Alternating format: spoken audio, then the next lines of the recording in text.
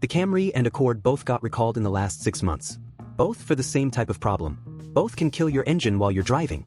And if you're shopping for a sedan right now, you're probably still being told those are your only 2 options. I've spent 20 years fixing cars other people told you were reliable. These 3 sedans built to last 300,000 miles are the ones I actually put my own money behind. One of them costs less to maintain per year than a Honda Civic. Stick around for that one. Here's what happened. November 2025, Honda recalled over 256,000 Accord hybrids. NHTSA campaign 25 V785. The computer that controls the hybrid system resets while you're driving. You lose all power. No throttle response. Nothing. 1 month later, December 2025, Toyota recalled over 55,000 Camry hybrids. Campaign 25 V869. A bolt inside the inverter wasn't tightened properly. It can short circuit. Loss of power. Risk of fire. Now here's the part that changes everything for sedan buyers. Starting in 2025, every single new Camry sold in the United States is a hybrid. Toyota dropped the gas-only option entirely. So if you want a brand new, naturally aspirated, simple sedan with no hybrid complexity to worry about, the Camry is no longer on the table. So what do you buy instead? These 3 cars all run naturally aspirated engines. No turbos. No hybrid batteries. No inverter bolts. And every single one of them scored above the industry average in J.D. Power's 2025 dependability study. But here's something the title of this video didn't promise you. I'm going to show you a 30-second fluid check you can do in your driveway, no tools, that tells you whether the most expensive failure on any of these cars is already developing. That's coming later. Don't skip ahead. The car at number 1 on this list costs $468 a year to maintain. That's a luxury badge, costing less than most economy cars to keep running. I'll explain exactly why that number is so low. Entry number 3, Hyundai Elantra. Number 3. And I know what some of you are already thinking. Hyundai Elantra? On a list about cars that last? After everything that happened with their engines? But let me tell you why I put it here anyway. 2016 Elantra GT, 72,000 miles. The owner bought it certified pre-owned. Did every oil change on time? The engine seized on the highway on a Tuesday morning. No warning light. No strange noise. Just locked up. I pulled the oil filter apart on the bench. Metal shavings everywhere. Connecting rod bearings had failed. This was the 2.0-liter new GDI engine, and it had a known defect Hyundai fought for years before admitting it. That owner was looking at $4,500 to $6,000 for a new engine, on a car worth maybe $9,000 at the time. Here's what went wrong.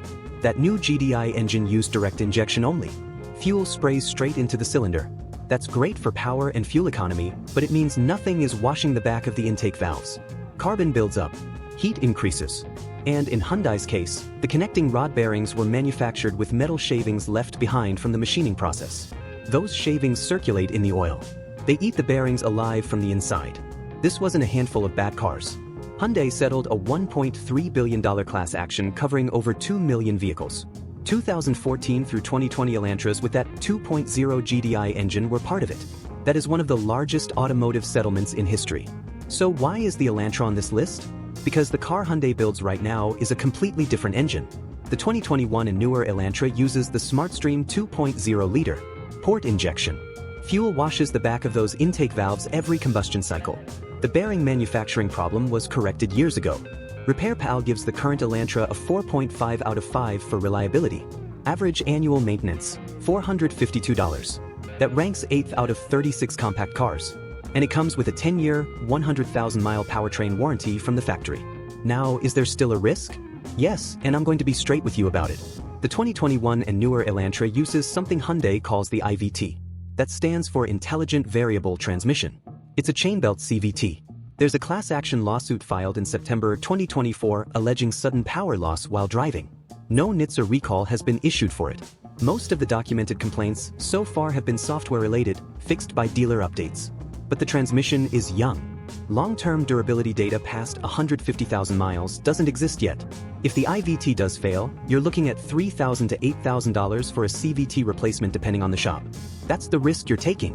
On the flip side, if you buy a 2021 or newer and maintain it, your annual cost is under $500. And if anything in the powertrain fails within the warranty window, it's covered. If you're buying a used Elantra, 2 things. First, run the VIN through NHTSA's recall lookup before you hand over $1. Make sure any open recalls are completed, and check whether the NOx sensor detection software update was installed. If the dealer can't show you documentation, walk away. Second, and this applies to the 2021 and newer, Hyundai calls the IVT fluid lifetime fill. Ignore that. Change it every 60,000 miles. Pull the dipstick, wipe the fluid on a white paper towel. If it's dark brown or smells burnt, that transmission is already stressed. That check takes 30 seconds and costs you nothing. Who should buy? Buy this car if you're purchasing new or certified pre-owned 2021 or newer, you want the lowest sticker price in this segment, you want a 10-year powertrain warranty backing you up, and you prioritize fuel economy and tech features over driving feel. Who should walk away? Walk away if you're looking at a 2014 through 2020 with the 2.0 GDI engine and the seller can't prove the recall work was done. Walk away if paying $3,000 to $8,000 for a CVT replacement outside warranty would break you. Hyundai's biggest failure taught them their best lesson. The engine they're building now is the apology letter. Mechanics' verdict? My verdict. The 2021 and newer Elantra earned its spot here. But earn is the key word. Hyundai doesn't get the benefit of the doubt. They get the benefit of the data. And right now, the data says this car is holding up. That was the controversial pick. Number 2 is the one that genuinely surprises people. This next car makes mechanics bored. And bored is exactly what you want your mechanic to be. Entry number 2, Mazda 3. Number 2. No CVT. No turbo.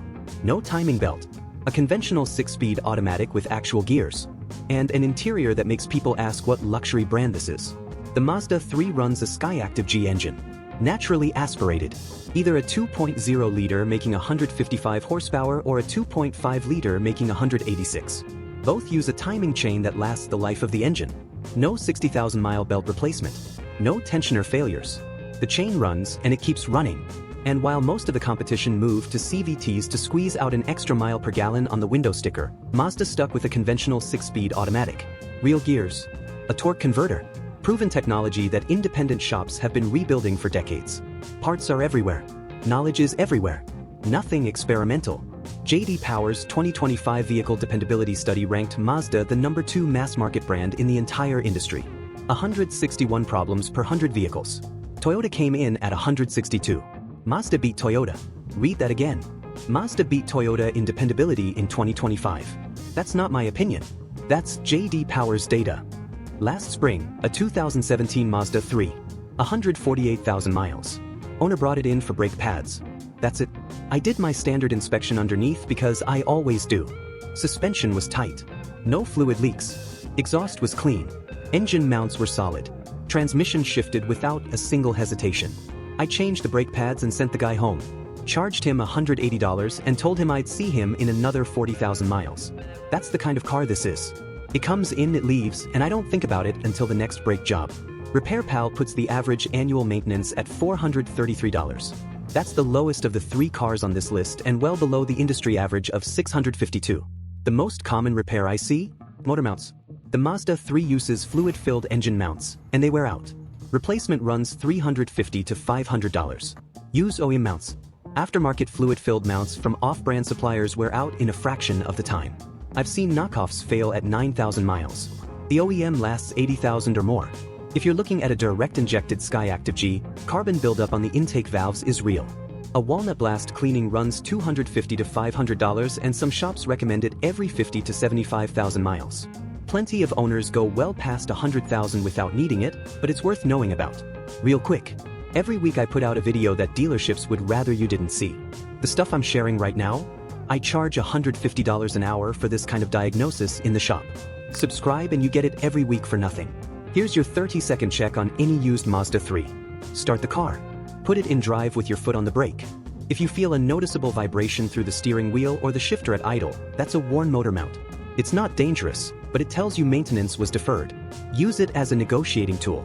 That's $350 to $500 off the asking price, minimum. Who should buy? Buy this car if you want something that's genuinely enjoyable to drive, you want near luxury interior quality without the luxury price tag, you're planning to keep it past 200,000 miles with minimal shop visits, or you want the option of a manual transmission and available all-wheel drive. Who should walk away? Walk away if you need mid-size rear seat space. The Mazda 3 is a compact. Adults in the back on a long drive will remind you.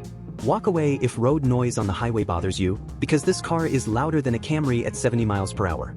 And walk away if resale value is your top priority. Mazda holds its value well, but Toyota and Honda still edge it out on the used market. Mechanics' verdict? My verdict. The Mazda 3 is the sedan that makes mechanics useless. And I say that as a compliment. Buy it, change the oil, replace the brakes when they're due, and forget it exists. It'll remind you when it needs something. That list is short. Alright, that's the car that keeps surprising people. But number 1? This is the one that changed how I talk to customers about reliability. Before I tell you which car it is, drop your guess in the comments. I bet most of you are wrong. Entry number 1, Lexus ES 350. Number 1. This car routinely hits 300,000 miles. It costs $468 a year to maintain. And it wears a luxury badge that makes people assume it's expensive to own. It's not. It's one of the cheapest cars on the road to keep running. And I can prove it. $468 per year. That's the Repair Pal average for the Lexus ES 350. For context, the BMW 3 Series costs $968. The Mercedes C-Class costs $908. The industry average across all cars is $652. A luxury sedan, costing less per year than the average car on the road. And here's the reason that number is so low. The Lexus ES 350 runs Toyota's 2GR V6, 3.5 liters, 302 horsepower in the current generation. This engine uses a system Toyota calls D4S. It combines port injection and direct injection in the same engine. Why does that matter? Because the number 1 long-term reliability killer in modern engines is carbon buildup on the intake valves. Direct injection engines spray fuel into the cylinder, so nothing cleans the back of the valves. Over time, carbon accumulates, airflow chokes, and the engine starts misfiring. The ES 350 doesn't have this problem. The port injectors wash the back of those valves every cycle. Carbon never gets a chance to build up. The Lexus ES doesn't break down. It retires. And retirement starts around 300,000 miles if you change the oil. And here's what most people miss. This car sits on the same platform as the Toyota Camry. Same factory in some cases. Same supplier network. Same parts bin for dozens of components. So when you need a water pump, an alternator, or a set of brake rotors, you're not paying Lexus prices. You're paying Toyota prices with a Lexus badge on the box. The 2019 and newer ES 350 pairs that V6 with an 8-speed conventional automatic.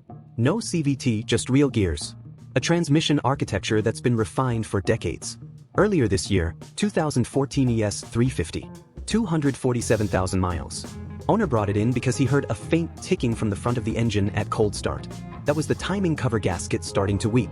On the older 2GR-FE version of this engine, that seal sits behind the timing chain cover. Replacing it means pulling the engine or dropping the subframe.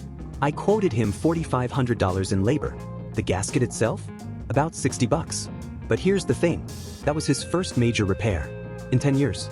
247,000 miles. Oil changes. Brake pads. Tires. One set of struts around 160,000. That was his entire maintenance history. You show me another car in any segment with that kind of track record, and I'll put it on this list too. I don't have many candidates. The preventive tip. If you're buying a 2007 through 2018 ES 350 with the older 2GR FE, do this. Have your mechanic look at the rubber VVTi oil lines on the front of the engine. They carry pressurized oil to the variable valve timing system. Over time, the rubber hardens and cracks. If one of those lines bursts, your engine loses oil pressure to the VVT system instantly. Replacing them before they fail costs $128 to $288. Replacing them after they fail, when the engine's been starved of oil. That's a conversation nobody wants to have. This is the kind of maintenance that separates a 300,000-mile ES from a 175,000-mile ES. $100 hose. That's it. J.D. Power named Lexus the #1 overall brand in the 2025 Vehicle Dependability Study. 140 problems per 100 vehicles. Third consecutive year at the top. The ES has won its segment category repeatedly. That's not marketing. That's measured data from actual owners. Who should buy? Buy this car if you want the longest-lasting sedan on this list with the smoothest, quietest ride.